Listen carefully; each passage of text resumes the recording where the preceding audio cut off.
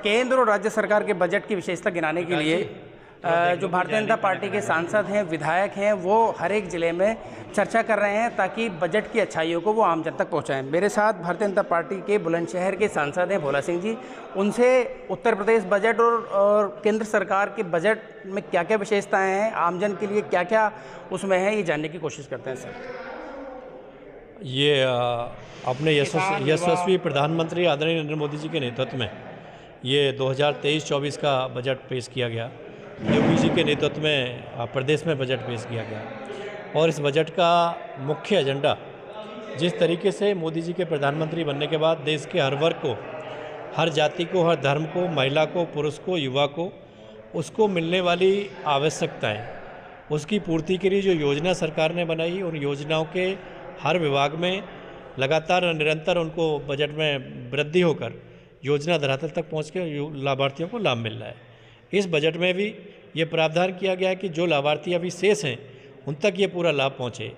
दूसरा, जो schemes government की हैं, जैसे स्किल डेवलपमेंट योजना युवाओं के लिए सरकार ने शुरू की थी, अब की बार सरकार ने 30 नए इंटरनेशनल स्किल डेवलपमेंट सेंटर का प्रावधान रखा है ताकि जो प्रधानमंत्री जी देश को आत्मनिर्भर बनाने का संकल्प लिए हैं, हर वस्तु देश की आवश्यकता की अपने देश में बने, ऐसा उद्देश्य से लेकर सरकार चल रही है।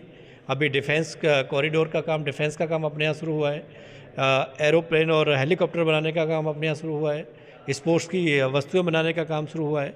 जो हम बाहर से निर्यात करते थे, जो आयात बाहर से करते थे, उसको लेके हम अब अपने देश में इसका प्रोडक्शन हो, इसको अपने युवा प्रशिक्षित हों, ट्रेंड हों, उसको लेके हम ये जो इंटरनेशनल स्किल डेवलपमेंट सेंटर बनेगा, ये युवाओं को लाभ मिलने वाला है।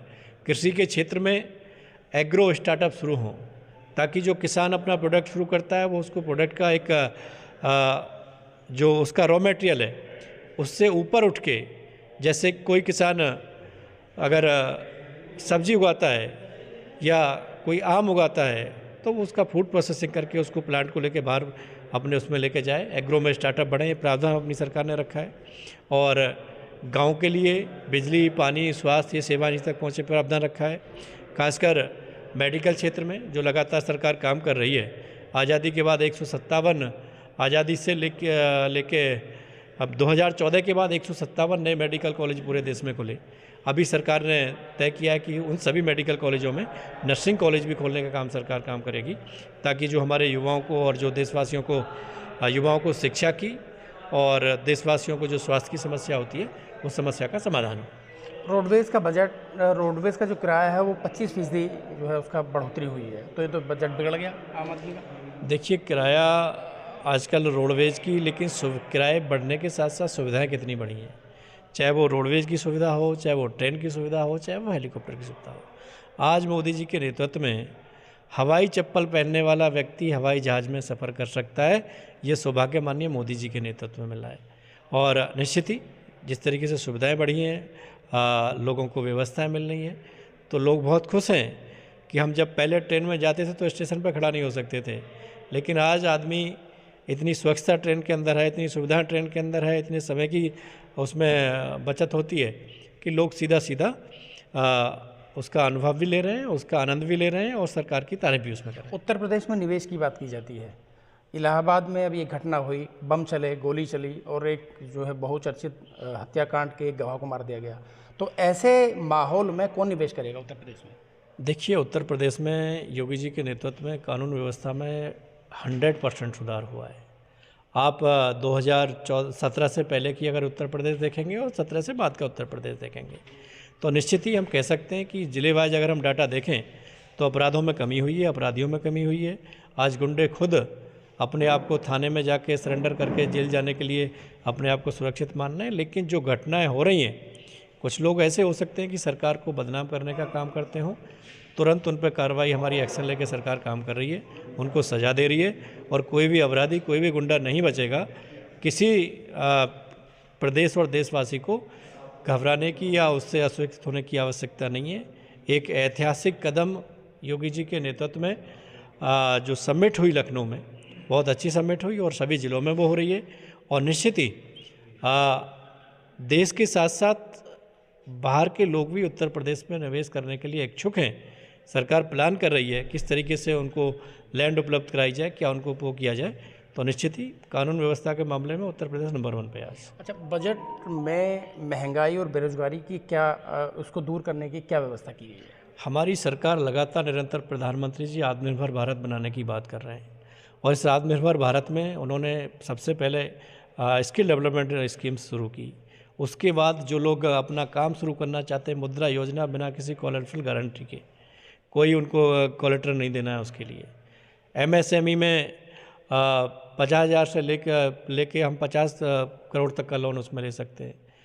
35% गवर्नमेंट सब्सिडी उसमें देने का काम कर रही है। डेयरी एनिमल हस्बेंड्री में देने का काम कर रही है। हमारी सरकार चाहती है कि लोग आत्मनिर्भर बने, देश के युवा खुद रोजगार देने वाले बने, ना कि रोजगार मांगने वाले।